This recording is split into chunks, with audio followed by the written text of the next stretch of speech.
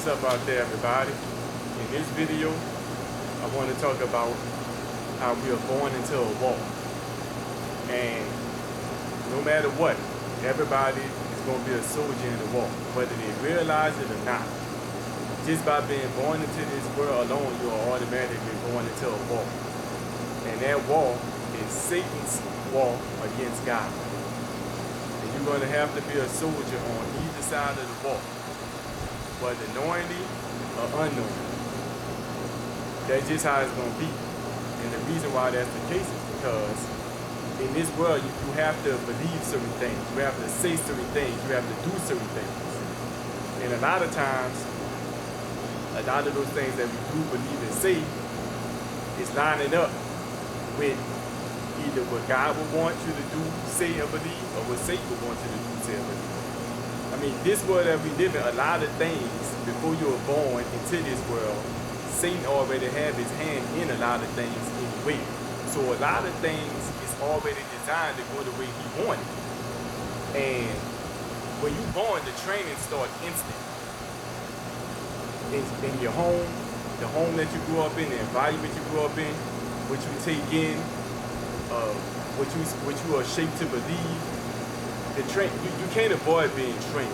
Everybody is going to have to learn, feel, believe things. That's just going to happen. But the choice that we do have is what we're allowed to train us, what we're allowed to shape us, what we decide to take in. You know, and don't get me wrong. You don't have control over what household you're born into, what environment you are born into. So a lot of times, I mean, like I said, a lot of things is already set up his way. So if you just go along with the way things are already are, if you wasn't fortunate enough to fall into an environment or a household that was anti the way he got things, you're gonna end up, being trained and taught his way. When I say his way, I'm talking about Satan, the enemy. And it's not your fault. That don't exclude me. That's how you can be an unwilling participant in Satan's army to a certain degree. You cannot know that you are a participant in Satan's army. You can know that some of the things that you're doing are not right. And if you know that, you still know that what you're doing ain't right. Not excluding myself, because I believe everybody in some way, shape, or form fell victim to being born into this world and going along with the way things are already set up in this world. And a lot of times, when you do that, you can be doing things the enemy's way. That's why you have to live you have to be intentional. You have to do things with intent. God put us all here for a purpose. All right? So, you need to find out what God said about stuff. By finding it in his word, the Bible, having a relationship with him and praying to him and asking him about things so you can know which way to do things. Because if you just go do things the way that people around you do it or the way that you feel sometimes you can just end up doing it the enemy's way, and that's how you can be a participant in his home. You have to live intently according to what God said. And then that's how you become a soldier in God's home. Well, first you have to accept Jesus as Lord and Savior.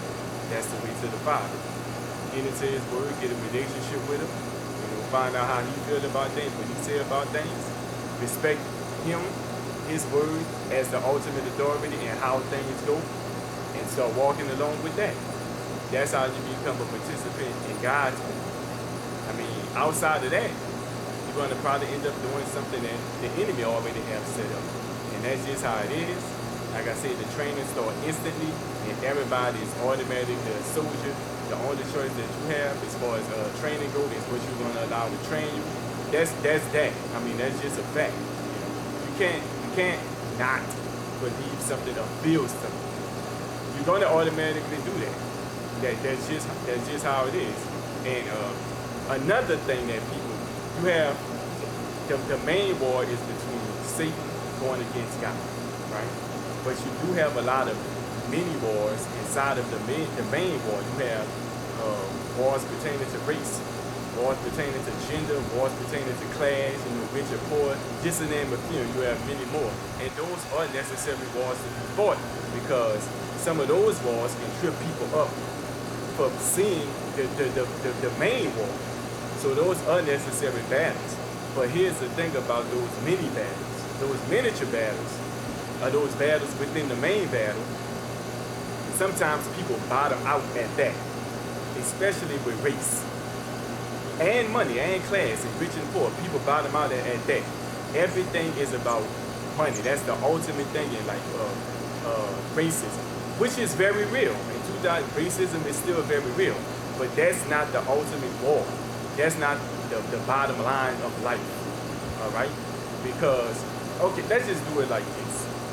Take racism for example. If you talk about racism, is it something that's good or something that's bad? It's something that's bad. So that's another layer right there. You have racism. You have bad. Underneath bad, you have Satan. See, the bottom line is still Satan. But if your bottom line is a few layers up, that's going to be your ultimate war and your ultimate battle, and you miss the main battle as a whole, which is picking a side between God and Satan. That's the main battle. Although those other battles, unnecessary battles, and battles that need to be fought. I mean, those battles are earthly battles. The main battle is an eternal battle. We have to spend forever somewhere. We have to spend eternity somewhere. Heaven or hell. You're not going to get there through those miniature battles. Although those, like I said, those miniature battles are important to be fought, because if you can clear up some of those things, if you can get the right perspective about those things and don't get tripped up by those things, it can help you see the main picture even more. So don't get me wrong. I'm not saying that those are unnecessary battles. But the ultimate battle is God or Satan. Pick a side. Pick one of those foundations, because that's the ultimate foundations. God or Satan. You got to pick one of them and build up from there. Then you start getting good and evil. Then you start getting all these miniature battles that come layer after layer after layer. But you'll hear people say, let's get down to the root of a matter. Let's get down to the nitty gritty. Let's get down to the nitty gritty. Don't start way up here and then figure out, dang, why, I still got to, you got to get down to the dirt. You got to get under the dirt. You got to pick a foundation, a true foundation. Not on the surface, but if it's on the surface, it's not the foundation. You got layers underneath race. You got layers underneath class. You got layers underneath gender wars. You got layers underneath these other battles that are necessary battles. So yeah, you got to pick God or Satan.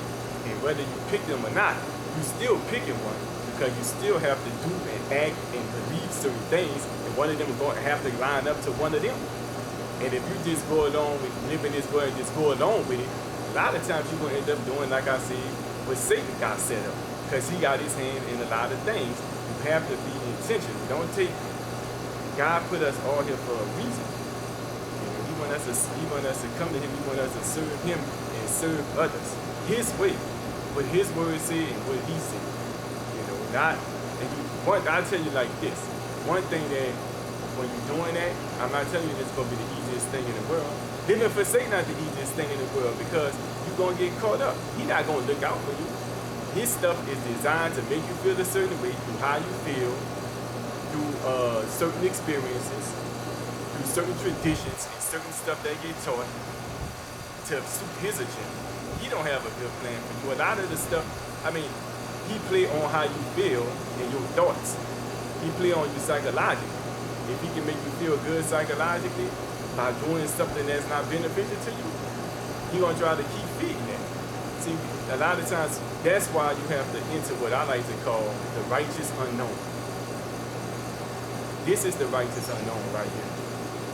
It's a place where, whether it's mentally, psychologically, or whatever, you may not feel comfortable at all. You may not be familiar with how you feel. You may not know what's next. But the one thing you do know is that you are doing the right thing. And the right thing will have to be what God said, what his word says, because God determines what's right and wrong, what's true or false. If you know that you're doing the right thing, sometimes that's going to be the only thing. Especially when you like shaking off the residue from this world, all the stuff that you learn from living in this world, because it already made you feel a certain way, it already made you think a certain way, it already made you believe a certain way. And a lot of people in the world, social media, people you know in your everyday life, they gonna be going against you shaking all that stuff off too, because they're brainwashed by it too, just like the Matrix. So when you gotta get away from all that, it's not gonna be, it may not be a comfortable process. But that's all. You don't have to feel a certain way. You don't have to know what's next. All you got to know is, I know I'm doing the right thing. No matter how uncomfortable or unfamiliar these feelings or this place that I am, it's not what I'm used to. As long as you know you're doing the right thing. That's something that you probably going to have to do into the righteous unknown when you're trying to shake away from this world. Which, like I said, a lot of things in this world is just Satan got things already in place. You're born into stuff already being in his place unless you're born into a situation that's anti this world, and you being brought up on Christ. You gotta get. Here's another thing. Sometimes when you get older and you start realizing it, you know that a lot of things wasn't your fault. So you have a chip on your shoulder, like, man, somebody would have told me I could have known better, I could have done better. Now I'm knee deep into this situation, I'm knee deep into this finance thing, I'm knee deep into this relationship. And what that'll cause you to do is willfully be a participant in Satan's arm, because this how it'll do. It'll make you feel a certain way, because when people know something is not their fault, they feel justified. And you can sit in that justification by saying, man, you know what, I ain't know nothing, I didn't know no better, you know, now I'm all caught up in this. But now you do know better. And now here's the thing, you can't agree to stay caught up in whatever you're caught up in. You might have to enter the righteous unknown. You have to make it, you have to do whatever you can control as far as that stuff goes to get out of it. You might have to avoid certain things. You might have to let certain things go. You might have to start doing certain things. You might have to start being around certain kinds of people. You know, I might have to let this go or pick this up.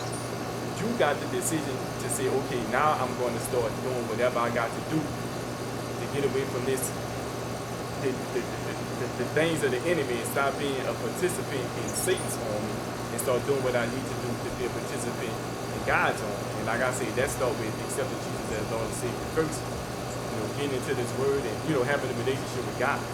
That's how that started. But a lot of people get caught up in something not being their fault, are already deep in a lot of situations, and what it causes them to do is sit in that. They halfway get out. They compromise. Well, I've been in this situation for so long. Dang, my finances like this. If I do this, if I stop doing this, I mean, dang, man. I don't know. Hey, you gotta do what you gotta do sometimes. You know, continue to be a participant in the wrong army, because there's no getting around it. You're gonna have to participate in one, and at the end of the day, it's all worth it, because we're talking about forever, eternity. Even if you live to 100 years on this earth, in the grand scheme of how long this planet been around, that's still a short time. You have to spend forever somewhere. And it's what you're going to do anyway. The reason why you don't want to get away from that, we don't want to get away from that, a lot of that stuff that we already accustomed to, because that's what we used to. We might have been doing stuff for so long that we embrace it as normal. We already feel good about it, and then lose it, make us feel vulnerable, make us feel empty. But the thing is, just like you learn to feel a certain way about that stuff, psychologically, physically, mentally, or whatever, you can relearn the right stuff, and that's going to start making you feel good in a certain way, mentally, physically, psychologically, and so on. So you're basically throwing away the trash to pick up the treasure, and be kept by the treasure, by the jewels. You know, you can't stay used to your trash. How you determine what's trash? Satan or God? What God said. That's the treasure. That's the jewels. I know a lot of this stuff in this world been accepted as normal, but that's because a lot of stuff in this world don't measure yourself up against what the words say. That's that. That's that. I mean, it's simple as that. And you gotta pick a side, baby. You gotta pick one. God is Satan, That's how I gotta be.